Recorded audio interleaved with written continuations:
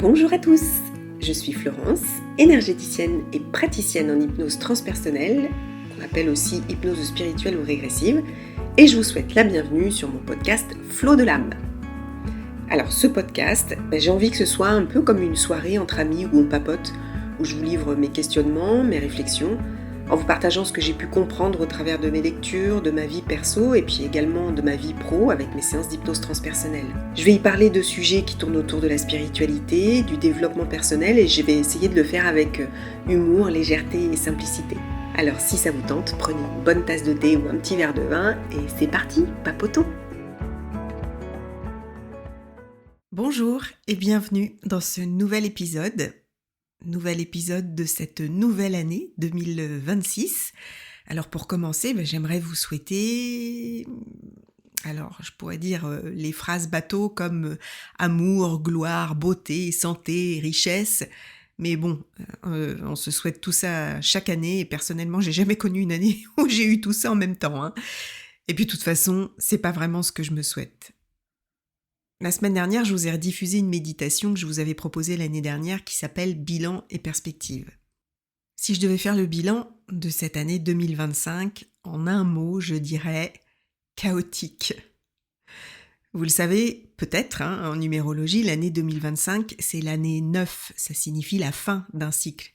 Et c'est tant mieux, parce que franchement, j'en peux plus de cette année. Au niveau collectif, déjà, notre monde va mal. Je vais pas enfoncer le clou, parce que je veux pas vous mettre le moral à zéro. On va bien démarrer l'année quand même. C'est pas du tout l'objectif, mais sans énumérer tous les drames entre les tensions géopolitiques, la crise économique et sociale, la perte de confiance dans les institutions, à juste titre, le sentiment d'insécurité généralisé, les médias qui ne sont plus libres et qui essaient de nous influencer, on peut dire que 2025 a mis en lumière tout ce qui ne tient plus debout.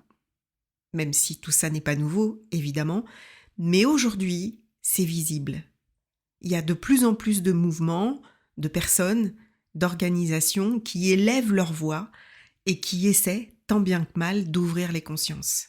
Et plus l'ombre tente de nous emporter dans son chaos, plus la lumière nous montre un autre chemin vers un monde plus juste.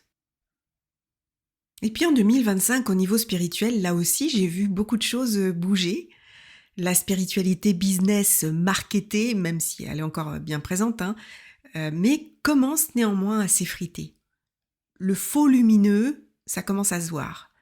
Les gourous, les soi-disant élus, le New Age bisounours, les slogans spirituels qui sonnent creux, la positivité toxique, les « t'as choisi ton karma » balancés à des gens en détresse, les jolies phrases répétées à tout va sans en comprendre réellement le sens, tout ça commence à bien s'essouffler et c'est tant mieux.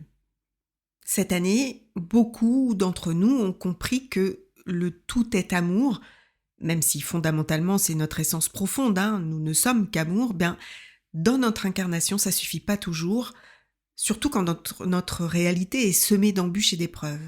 Et je le dis parce que je l'ai vécu.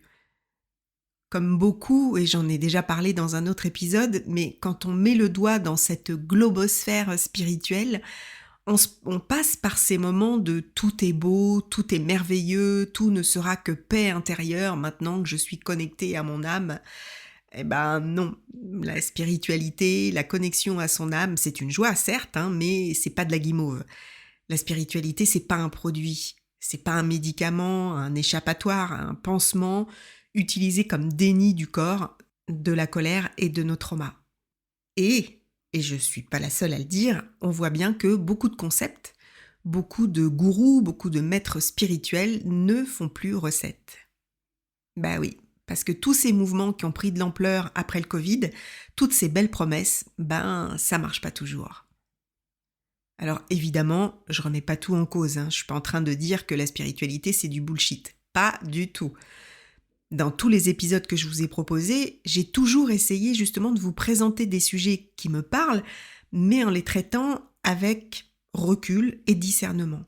Donc tout n'est pas acheté, bien sûr, mais ce qui émerge, c'est une spiritualité plus vraie, entre guillemets, une ouverture de conscience réelle, moins clinquante, moins instagrammable, c'est sûr, mais plus profonde, plus sincère, plus honnête, avec plus d'ancrage, plus de travail intérieur sérieux, un retour au corps, au trauma, à l'ombre, notre ombre, avec aussi moins de maîtres et plus de responsabilités personnelles. La conscience s'est pas forcément élevée, mais elle s'est approfondie.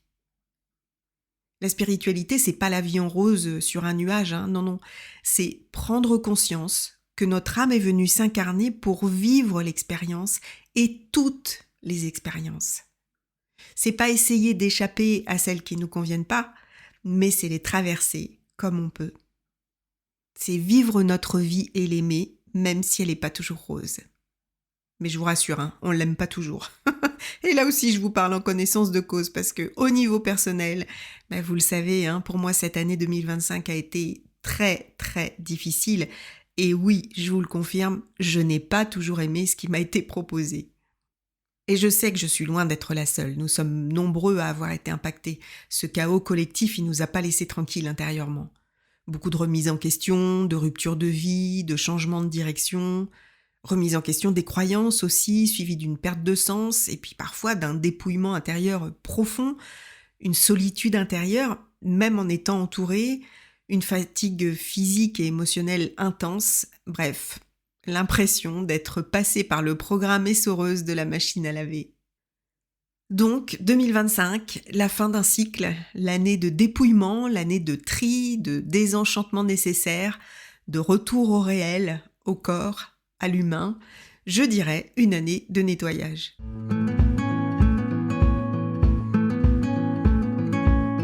Alors, que nous réserve 2026, puisque nous entrons en année 1.